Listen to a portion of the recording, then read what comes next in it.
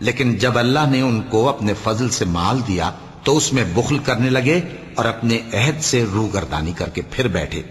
تو اللہ نے اس کا انجام یہ کیا کہ اس روز تک کے لیے جس میں یہ اللہ کے روبرو حاضر ہوں گے ان کے دلوں میں نفاق ڈال دیا، اس لیے کہ انہوں نے اللہ سے جو وعدہ کیا تھا اس کے خلاف کیا، اور اس لیے کہ یہ جھوٹ بولتے تھے۔ کیا ان کو معلوم نہیں کہ اللہ ان کے بھیدوں اور مشوروں تک سے واقف ہے، اور یہ کہ اللہ غیب کی باتیں جاننے والا ہے؟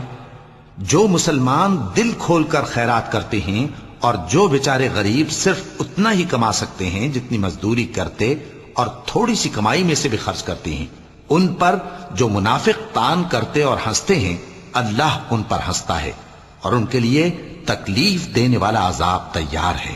تم ان کے لیے بخشش مانگو یا نہ مانگو برابر ہے، اگر ان کے لیے 70 دفعہ بھی بخشش مانگو گے تو بھی اللہ ان کو نہیں بخشے گا، یہ اس لیے کہ انہوں نے اللہ اور اس کے رسول سے کفر کیا، اور اللہ نافرمان لوگوں کو ہدایت نہیں دیتا۔